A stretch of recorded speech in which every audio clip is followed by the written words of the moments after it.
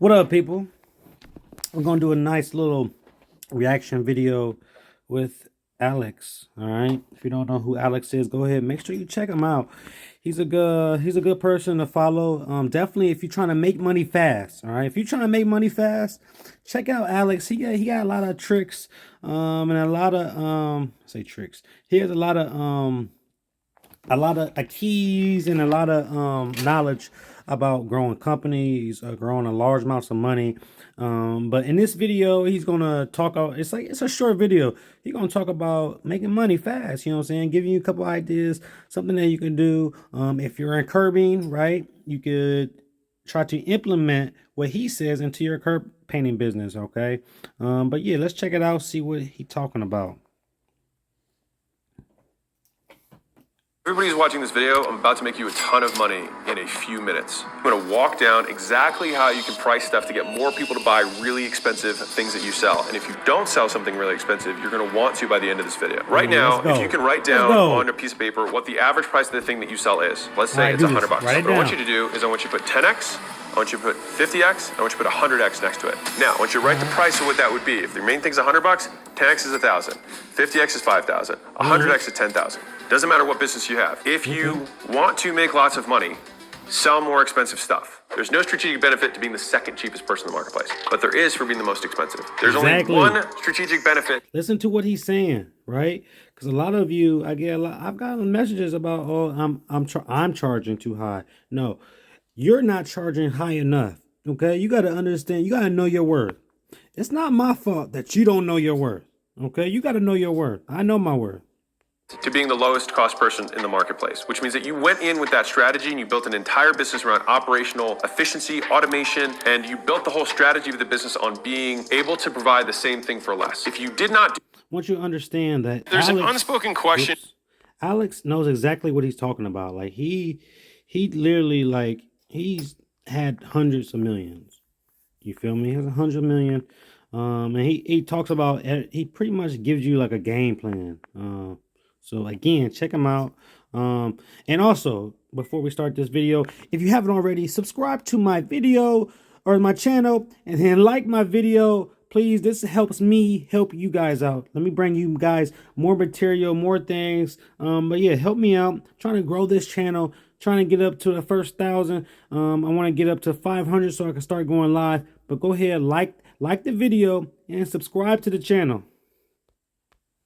Not do that and are simply trying to do the same business as other people and compete on price, you will lose. You will have no profit left over and you will get priced to the point of break even and you will just run a nonprofit. Thank you. That's probably not why you got into business. Thank no you, matter Alex. what you sell, I appreciate you should have something that's 10, 50, 100 times more expensive than the thing you're currently selling. When I bought my first nice suit for myself, a friend of mine was like fashionable and he like took me to the store or whatever. I put a suit. I got like one suit. That don't matter. I'm just saying. Putting that out there.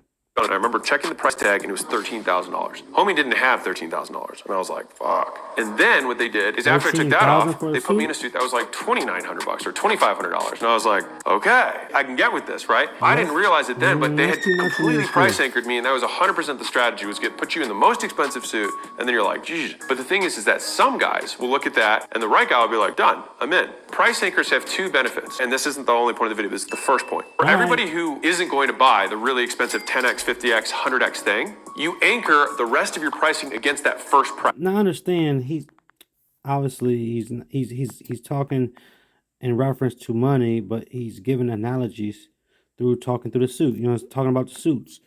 So don't get lost.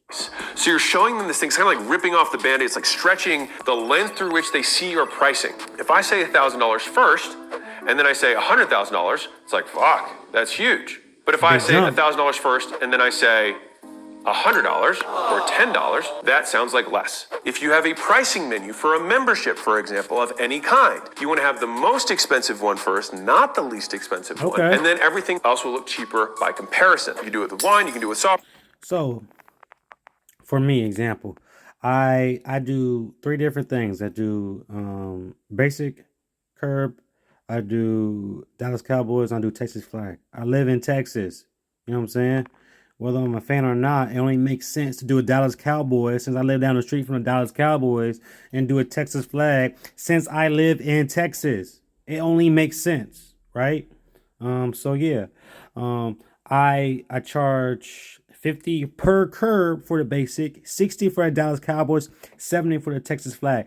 So my speech, I'd be like, you know what? I start with the 140 because the chances are they're gonna get both curbs done. Okay, they don't get two curbs done. So I got 140.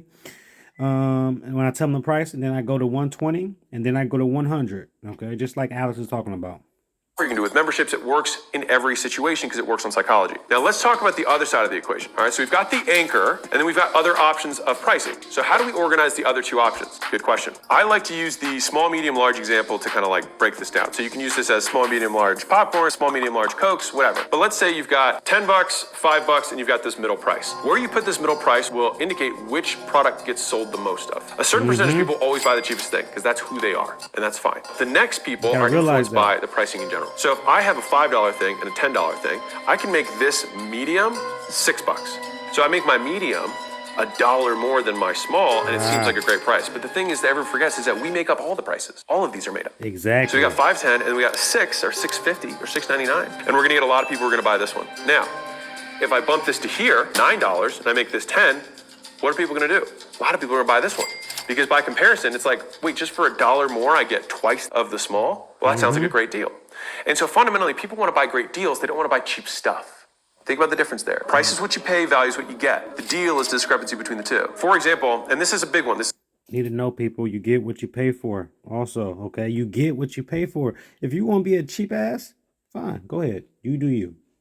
Okay, you do you. But you want to get what you pay for. Okay, so if you pay appropriately, you're going to get appropriate service. It's that simple. I want to break this belief for you. If right now you sell expensive stuff, $5,000 things or $10,000 things, if I were giving you a Ferrari, brand new, and I said, it's 10 grand, and I'm walking up to people in the street, and they believed that I was actually going to give them the Ferrari, how hard do you think it would be for them to come up with 10 grand? What would they do? They would call their friends, they call their family, they do anybody they want cards, to, they could. Why? Because they know it's worth more than 10 grand. Whenever you are selling something expensive, the reason someone is not buying it is simply because they do not understand the value. Because if you got to understand, you only got about 5 to 15 seconds to get your point across, to get your sell across. Okay. You have a problem, I can fix it. All right. Your goal is to actually find a service that you can fix, right? But once you find that service or that niche or whatever that you could provide, that type of service that you can provide, then that's how you go about it. They understand the value and they believe that you're giving them a Ferrari, they will find a way to get the money. I want to banish this whole concept of like, they can't afford it. Everyone can afford it if they believe the value is there. And so the idea is not that we're giving cheap stuff away. Everybody can afford it. Everybody. You know what I'm saying? It just, they don't want it at that time. Want the value relative to the price to be a huge bargain. When you're coming up with the stuff that you're going to sell, the first thing that I want everybody to do, 10x, 50x, 100x, pick one, and then figure out what you would have to fulfill to make it worth that. Yeah. They are getting a Ferrari for 10 grand. And that's how you get people to say yes over and over again. And the other thing is that it'll start to teach you that people are willing to spend more when they see the value. The other benefit of having this huge price anchor is that whales will buy it. So a certain percentage of the population, just like I said, a certain percentage of the population always buys the cheap thing because that's who they are. There's another percentage of the population that always buys the most expensive thing because that's who they are. It doesn't hurt you at all to have something that's super expensive. Herwood, don't slip over that too fast. Understand, there's going to be cheap asses out there, but also there's going to be people out there that's going to pay you exactly what you're asking for. There's a lot of people out there that are going to pay you exactly what you're asking for. You just got to make sure you're ready for those people. All right? On your menu, put it there with the expectation that you're never going to sell. And be surprised when you do. If you didn't get a gasp from the price, you didn't go high enough. You want that gasp because that gasp shows that you've broken the rubber band of pricing that they associated with what they expected your product or service to be priced at. And so if you're like, oh, it's 100 grand, they're like, whoa, I was not expecting that. Exactly. Don't let people bring your price down. That's why I get people all the time like, you're charging that? Yes, I'm charging that, and I'm making money. If other people would listen to you and not me, they wouldn't make money. You feel me? I'm making money. You're like, oh, no worries. And then Alex is making money. Who you gonna listen to?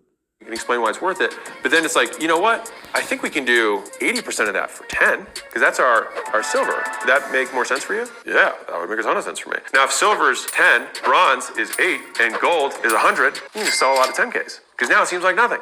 It depends on the customer segmentation. But one of the big mistakes I see people do is that they'll have like $100 a month, $110 a month, and $120 a month. You want to meet buying personas. So you might have $100 a month, you might have a $200 a month, you might have $1,000 a month, because the people and the needs between those customers are different. So you want to price based on the value delivered to a specific avatar. Like if I'm selling something to Coca-Cola, it's going to be more valuable to Coca-Cola than it is to a local brewery. So you can price it accordingly. If you are a CRO expert, conversion rate optimization, and you can help an It really all comes to, guys, make sure you know your product.